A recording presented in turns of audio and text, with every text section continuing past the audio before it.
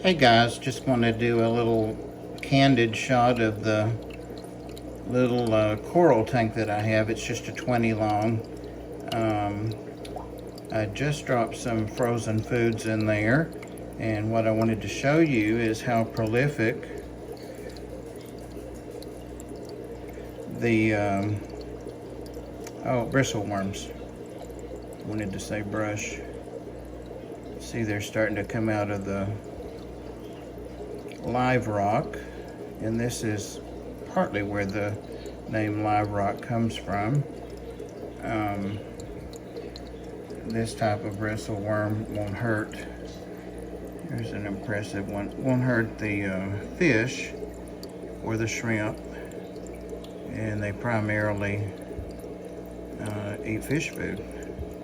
So the instant they smell that hit the water, they're out and about hoping that something comes their way.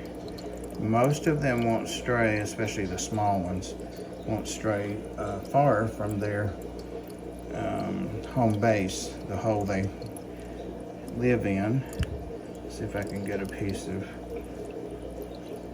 wafer to fall down to the cleaner shrimp.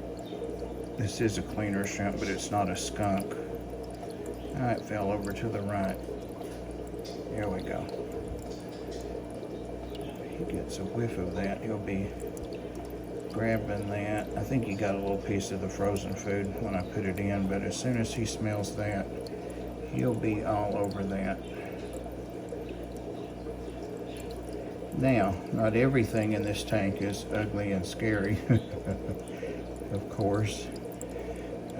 Yeah, there he goes. He found his, almost found it. He smells it.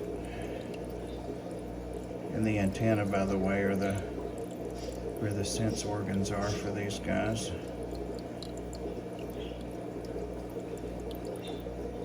He knows it's right there. He does have eyes, but there we go. Maybe there's something else he smells there. He wants more than that. Like I say, I did drop frozen food in there, so we'll see. There's a damsel, a yellowtail, commonly called. And then I've got some clowns here. This is a pair. The female is the larger one with the yellowish stripes, and the male is the smaller one. And since they don't have an anemone in here to feed and host, care for, they take care of the rack of the corals, which works out pretty good for everybody. I'm just dropping a little bit of just bug bite spirulina granules. That don't make a huge difference in freshwater and saltwater foods because they basically are the same thing. As long as you have a good quality food, that's what's important. But yeah, look at all the bristle worms.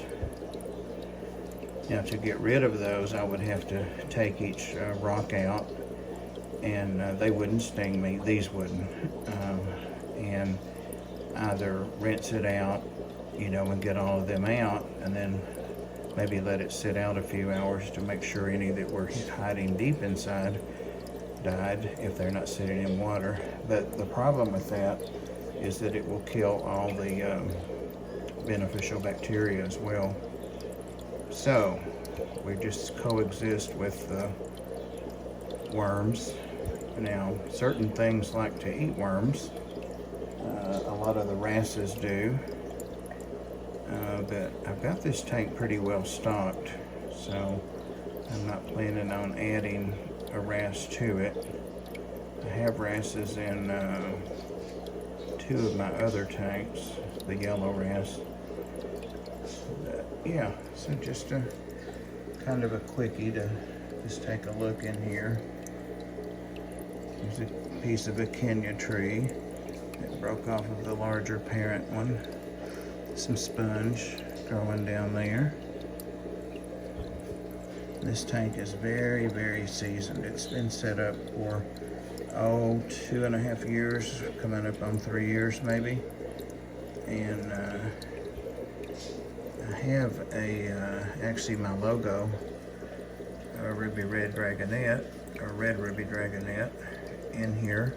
And I don't add any copepods or anything.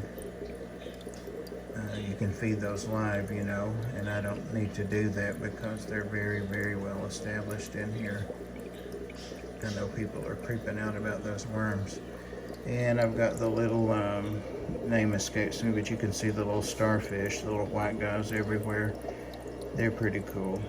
Got tons of those, and they're considered a pest species, but certainly prefer them to the bristle worms. But I don't see my dragonette. I might have spooked him by raising the lid. Also got some little red leg crabs in here and some marine snails. They're beginning to get out and about, and sorry for that light.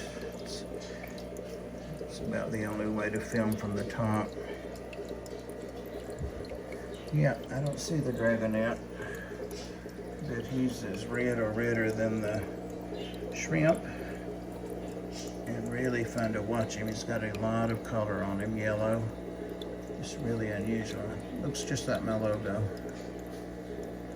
Okay guys, appreciate you watching. I know most of you like freshwater fish, but a lot of you say you enjoy looking at the saltwater as well. So they're looking for anything else to fall in their territory. They've got the coral closed up, so those are so active right now. And I think I have 3 of those blue yellowtail damsels in here. So 5, 6 fish and a shrimp,